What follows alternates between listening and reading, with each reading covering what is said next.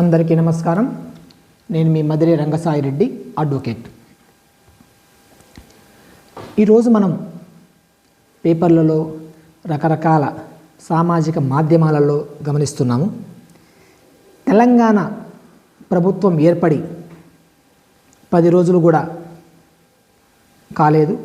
అప్పుడే ఈ ఆటో డ్రైవర్ల యూనియన్ వాళ్ళందరూ కూడా ఆర్టీసీ భవనాన్ని ముట్టడించే కార్యక్రమాలు చేయడం అయితేమి, ఇదన్నీ చూస్తుంటే అసలు ఎందుకు ఇలా జరుగుతుంది?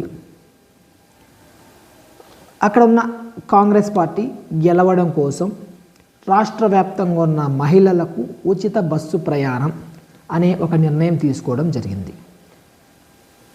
సరే, దానివల్లనో లేక మిగతా పథకాల వల్లనో లేకపోతే అప్పటిదాకున్న అధికార పార్టీ పైన ఒక రకమైన వ్యతిరేక భావంతోనో ప్రజలు ఒక తీర్పిచ్చారు. కాంగ్రెస్ పార్టీ అధికారంలోకి వచ్చింది. తాము ఇచ్చిన వాగ్దానానికి అనుగుణంగా బస్ ఉచిత ప్రయాణం కల్పించడం జరిగింది. సో దానివల్ల తప్పనిసరిగా మంచి అయితే జరుగుతుంది. మహిళలు డబ్బులు పెట్టలేని వాళ్ళు, బస్ టికెట్ పెట్టలేని వాళ్ళకు ఇదొక ఉపయోగం ఉంటుంది, తప్పు లేదు. కానీ ఇక్కడ ఆటో కార్మికులు లక్షల కొలది నిరుద్యోగ బారిన పడిపోయారు. వారి పరిస్థితి ఏంటి అనేది ఆ పథక రూపకల్పనలో ప్రభుత్వం ఆలోచించి ఉంటే కొంత బాగుండేది. లక్షల కుటుంబాలు ఈరోజు రాష్ట్ర వ్యాప్తంగా ఆటోలను నమ్ముకొని లేదా ఆటోలను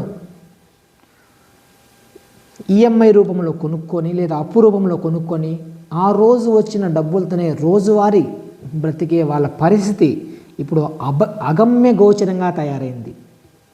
కాబట్టి ప్రభుత్వాలు ఉచితాలు హామీ ఇచ్చేటప్పుడైనా లేదా అమలు చేయాలనుకునేటప్పుడైనా ఆ పాలసీ చేసేటప్పుడైనా ఒకసారి దానివల్ల ఎంత శాతం ఏ వర్గాలకి నష్టం కలుగుతుందో వాటి మీద కూడా ఒక విస్తృత ఆలోచన చేసి నిర్ణయం తీసుకుంటే అందరూ కూడా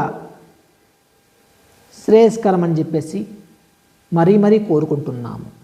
ఉచితానికి మేము వ్యతిరేకం కాదు, కానీ ఆ ఉచితం వల్ల ఎవరికి ప్రమాదమో అనేది ప్రభుత్వం తమ నిర్ణయం తీసుకునేటప్పుడే ఆలోచించాలని కోరుతున్నాము. ధన్యవాదాలు.